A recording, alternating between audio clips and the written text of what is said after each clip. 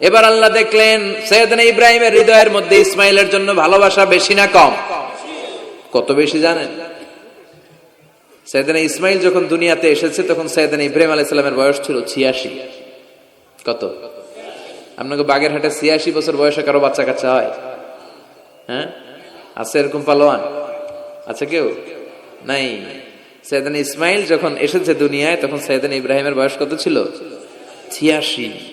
তার মানে 86টা বছর আল্লাহর কাছে কাঁদছে আর দোয়া করছে, আল্লাহ একটা সন্তান দাও দাও দাও, দেয় নাই। 86 বছর বয়সে যে সন্তানটা দিল, ওই সন্তানের প্রতি মায়া, দরদ, মোহব্বত, ভালোবাসা বেশি না কম? আল্লাহ দেখতে চাইলেন ওই ছেলের জন্য মায়া বেশি নাকি আল্লাহর জন্য বেশি। আল্লাহ ডেকে বললেন, ইব্রাহিম দেখি হৃদয়ে কার জন্য দরদ আর ভালোবাসাটা বেশি। যাও আমার সন্তুষ্টির জন্য 86 বছর বয়সে পাওয়া কলিজার টুকরা দুধের বাচ্চা ইসমাইলকে জবাই করে আমার খুশি অর্জন করো। জবাই করো, স্যাক্রিফাইস করো, আমার জন্য উৎসর্গ করো। এরপর ওনার ছেলের সাথে কি বললেন আছে না নাই? ফালাম্মা বালাগা মাআহু আস-সা'য়া ক্বালা ইয়া বুনাইয়া ইন্নী আরা ফিল মানামি আন্নী আযবাহুক ফানজুর মাযা তারা। দুধের বাচ্চা ছোট্ট ইসমাইল ডেকে বলে, ও ইসমাইল, আমি স্বপ্নে দেখেছি আমি তোমারে জবাই করছি, এখন কি করব? সুবহানাল্লাহ। আমার আব্বা যদি আমার কইতো, আপনার বাবা যদি বলতো, আব্বা তোরে তো দেখছি স্বপ্নে জবাই করি, আমরা কইতাম, আব্বা আমার দেখেন না, আমার বড়টারে দেখছেন। কথা কন। আমরা বলতাম, ছোটটারে দেখছেন, ওইটারে জবাই করেন, মাইজ্জাডারে করেন, বড়ডারে করেন, আইন আই হাইতান্ন। সুবহানাল্লাহ কইবেন না? কি বাবা, কি ছেলে! ইন্নী আরা ফিল মানামি আন্নী আযবাহুক ফানজুর মাযা তারা। ইসমাইল স্বপ্নে দেখেছি তোমারে জবাই করতেছি, কি করব কও? সাইয়েদনা ইব্রাহিম এই প্রশ্ন করার পরে সাইয়েদনা ইসমাইল বললেন, ক্বালা ইয়া আবাতি ফাআল মা তুমার। বাবা আপনি স্বপ্নে যা দেখেছেন ঠিক তাই করেন, যা দেখেছেন তাই করেন। আমগো পোলা গুলাও পোলা, ওনার পোলাও পোলা। সাতাজিদুনি ইনশাআল্লাহু মিনাস সাবিরিন। আব্বা আমি তো ডরাই না, আপনি ডরায়েন না। আমি ভয় পাই নাই, আমি ভয় আছে, আপনি ভয় পান কিনা? আল্লাহু আকবার। কি ছেলে দিয়েছিল আল্লাহ তারে!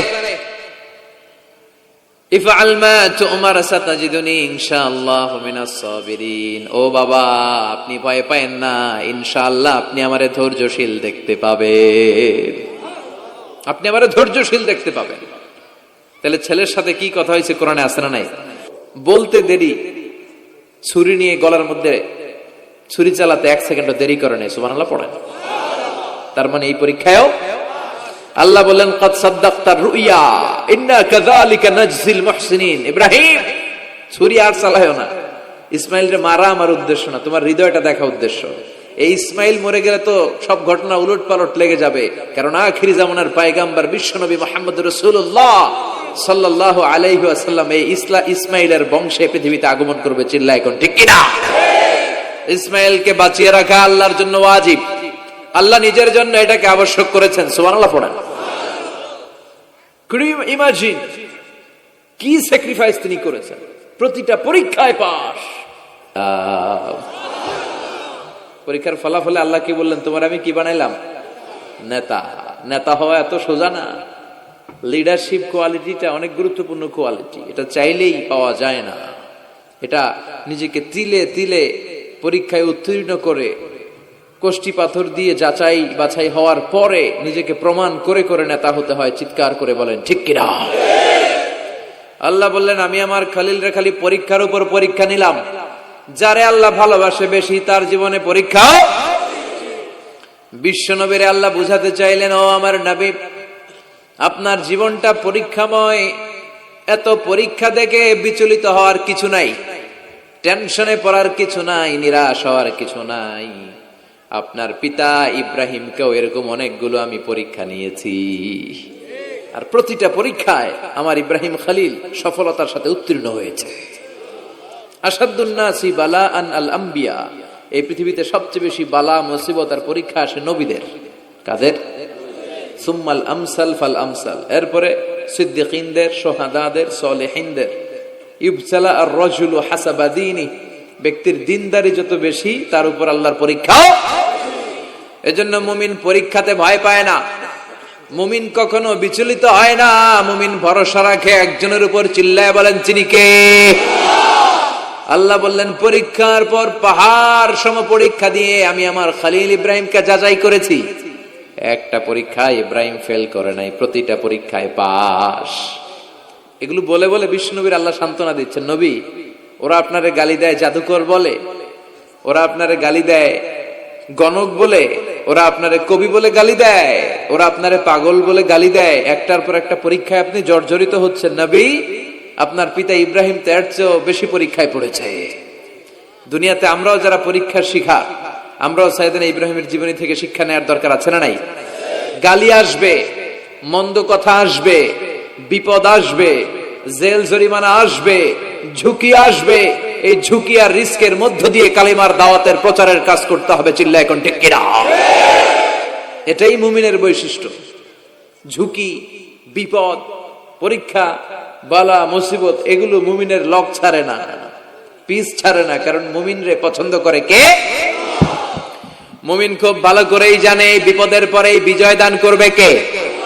রাত্রি যত গভীর হয় সুবহে সাদেকের সময় কাছে আসতে থাকে, গর্ভবতী নারীর পেটের ব্যথা যত বাড়তে থাকে, নতুন মেহমান দুনিয়ায় আসার সময় ঘনাতে থাকে, তেমনি ইসলামের পক্ষে যারা কথা বলে তাদের উপর বিপদ, ঝুঁকি, অত্যাচার, অনাচার যত বাড়তে থাকে, কালেমার বিজয়ের সময়টাও কাছে আসতে থাকে, কাছে আসতে থাকে। এই নাজরানা আমাদেরকে দিতে হবে। পরীক্ষায় আমাদেরকে সাইয়েদনা ইব্রাহিমের মতো উত্তীর্ণ হতে হবে। জালিমরা বেশি দিন থাকতে পারে না, এটা ইতিহাস সাক্ষী। কথা বলেন? যারা জুলুম করে তাদের জন্য তো সাহায্য নাই, যারা মাজলুম তাদের জন্য সাহায্য। বদরের প্রান্তরে 313 জন মাত্র দরিদ্র, গরিব, মাজলুম সাহাবী, তাদের জন্য আকাশ থেকে ফেরেশতা দিয়ে নুসরাত সাহায্য করেছে কে? তার মানে মাজলুম আল্লাহর পক্ষে আর জালিমের বিপক্ষে, ঠিক কি না? জালিমের জন্য কোনো সাহায্য নাই, বরং দুনিয়ায় যারা জুলুম করে তাদের ক্ষমতা বেশি দিন থাকে না। ফেরাউন বেশি দিন থাকে নাই, থাকছে? নমরুদ বেশি দিন থাকে নাই, থাকছে? থাকতে পারে না। যারা দুনিয়াতে রক্ত ঝরায় এরা থাকতে পারে না, বরং যাদের রক্ত ঝরে তাদেরকে আল্লাহ বিজয় দিয়ে দেয়।